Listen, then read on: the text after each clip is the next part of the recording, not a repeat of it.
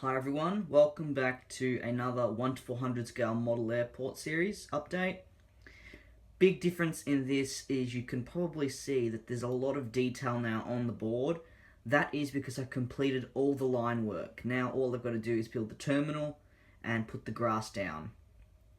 Sitting in front of us, closest to the camera right now, is the Flybe Q400. This is preparing for a departure out to Birmingham. Moving here, we have the Volotea 717, which is getting pushed back now and it'll be heading out to Palma de Mallorca. This is being delayed by about 30 minutes as some passengers were late. Here we have our Antonov 225 being heavily loaded, as we can see. We've got some of the containers moving over to be loaded.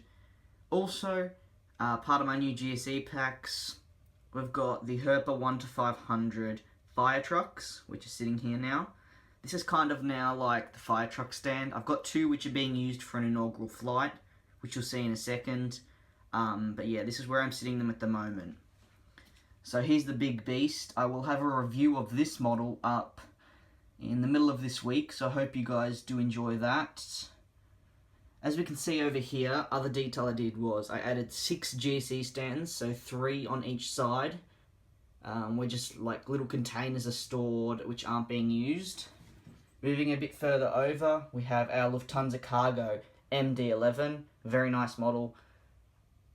This is coming from Frankfurt and it's kind of just sitting here at the moment. Nothing's being loaded on or off.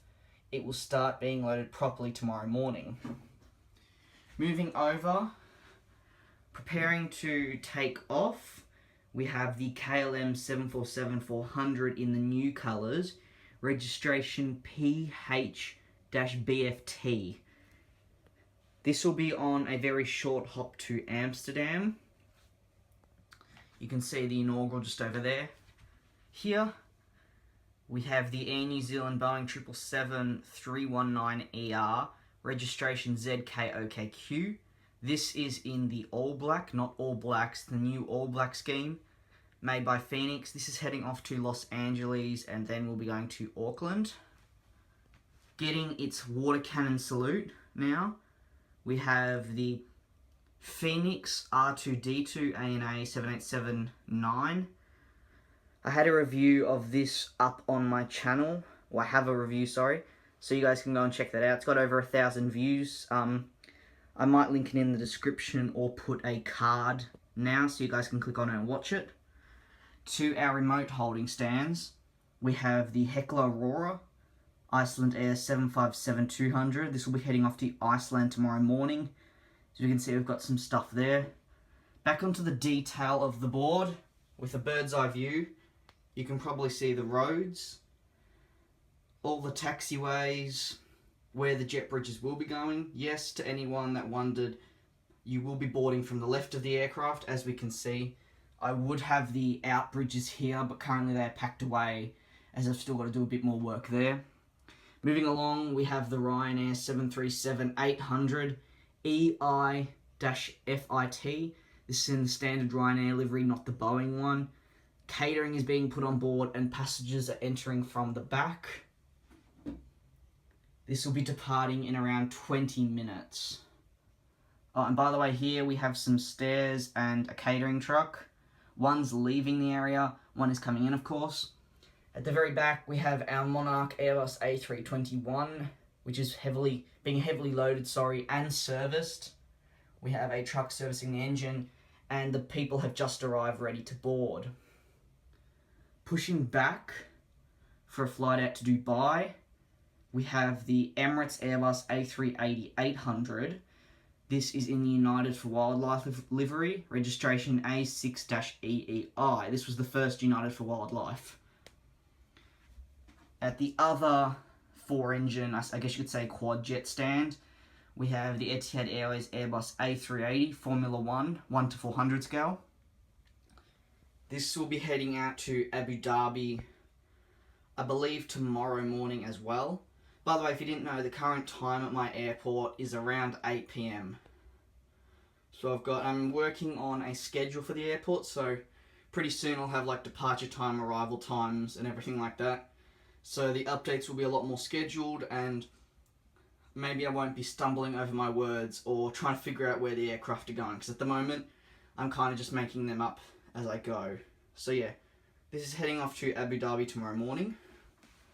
Moving along, we'll set my camera down and focus in on the aircraft right in front of us. We have the Qatar Airways Airbus A350-900 extra wide body. This will be heading out to Doha. It's just arrived 45 minutes ago. Everything's been loaded off. As you can see, there are now no service vehicles around it. That's because it will sit here until I think around 12 PM tomorrow, and we'll head back out to Doha. Moving here, if we can get the focus to it, there we go. We've got the Etihad 7879, which will be departing in around 45 minutes. As you can see, it's being heavily serviced. It'll be heading out to Abu Dhabi. So Doha, Abu Dhabi, and Dubai. So these are kind of our Middle Eastern fleet. I do have a Saudi cargo 747-8, however, that's not in the update today. That might be my next update, because I do switch around the aircraft for anyone wondering. Hence why some updates you might not see the Etihad 7879, but then other times you might. So yeah, that's kind of our Middle Eastern zone. The ANA, as I said, which was here, will be going over to the empty gate next to the other 787. As you can see, the GSE vehicles are waiting and ready. Moving along, just arriving in from New York, we have the British Airways 747-400, made by GeminiJets. This is, of course, pulling up to the gate there. Not a lot of service vehicles yet. They will soon arrive from other locations on the board. Here, KLM Orange Pride, which arrived in 10 minutes ago, so it's quite busy now. We've got our final flights coming out and or going out and coming in. The GC vehicles are all ready. As you can see, the tug is already attached, as it's got a quick layover, about an hour and a half layover before it heads out on quite a short hop to Amsterdam. You wouldn't usually see a Boeing 777 operate, I think it's about a 45-minute flight, but this is our only KLM service, and a lot of people really do demand this 777 over like a 737. You probably, when I said the only KLM service, we do have this KLM 747, as I was saying, which is in the new livery. If we can get its focus, there we go. However, this rarely actually carries passengers. It's more of a freight service, although it's not completely converted freighter.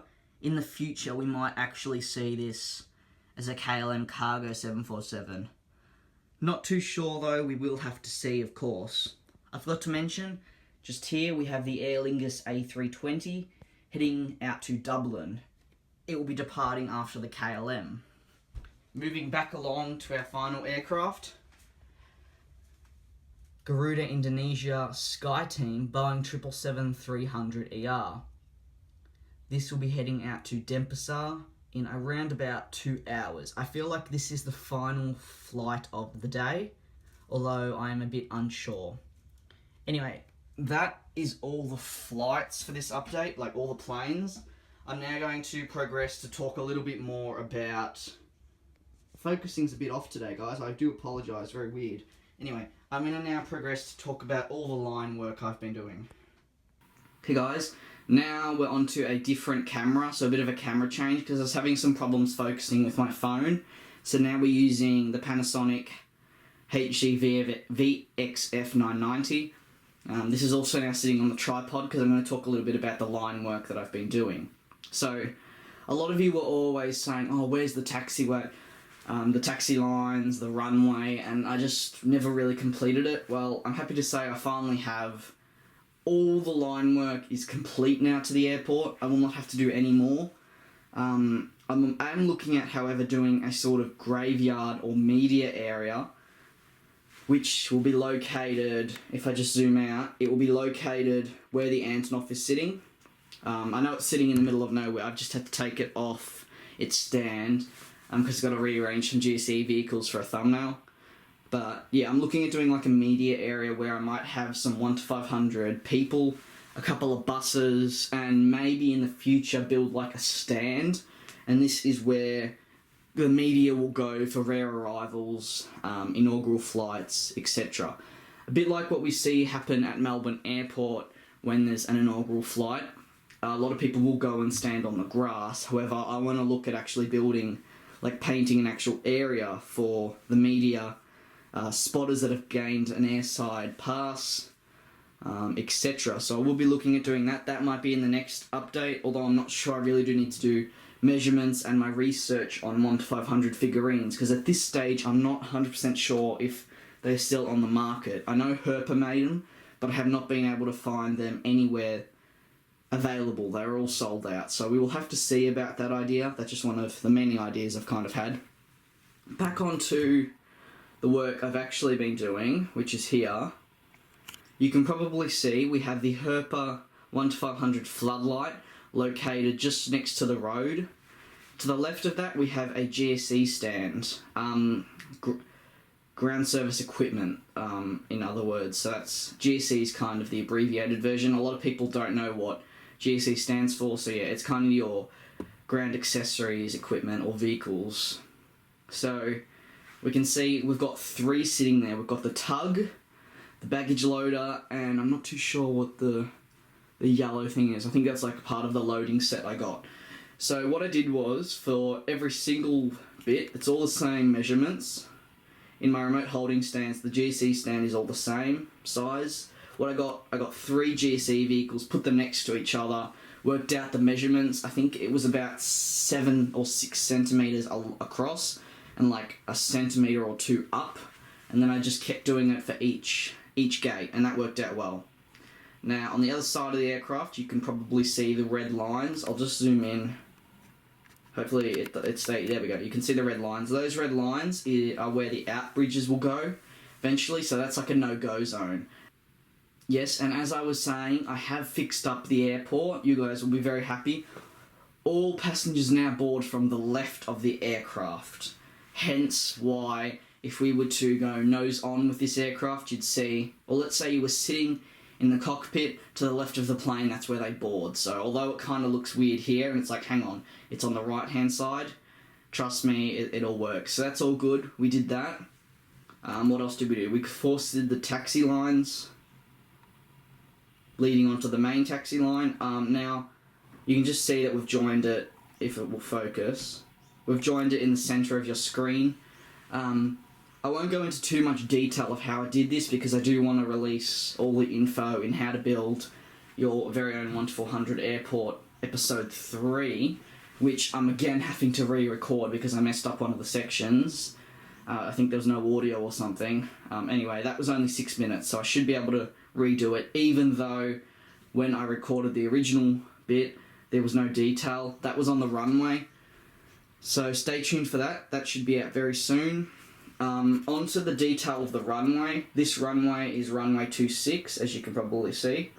I'm very, very happy with how this turned out, to be honest. The numbers came out quite well. I might have to go over them because my white uni Posca pen started to run out. I had to do a lot of shaking of it, and I left it for a week, and now the ink has kind of rushed to the tip, so that's all good. I can now use that again. I'm going to start to go over it all. Just moving to the right, you can probably see the red and yellow. That's kind of the no-go area. You don't cross that if the runway is in use. Like, let's say I showed you earlier, we had the All Blacks 777 here, which was taking off. So this KLM isn't allowed to enter the runway space just yet. It will be when it gets clearance. And you can probably see just faintly the yellow line. That's where the front nose gear will follow. So then it eventually lines up in the middle, which I made sure, in the middle of the runway. And we have like the aiming zone, the landing spot, and further up like the center line, which goes all the way up. There we go. So overall, guys, I really do hope you enjoyed this 1 to 400 scale model airport update. I know it's been a month since my last one, but I hope it was worth it now that we've got all the detail down. I'm so stoked with how it's turning out. I can't wait to put the hobby grass on, which should be very, very soon. That will probably be in the next update as well. I've just been inundated with schoolwork, and that's why I have not been able to put the grass down. Terminal building might happen in March. Like, I don't have a set date on that, but it will probably be happening in school holidays. I just don't have the time now to spend a whole weekend building a terminal. As I said, I've been inundated with homework, and that's the first priority.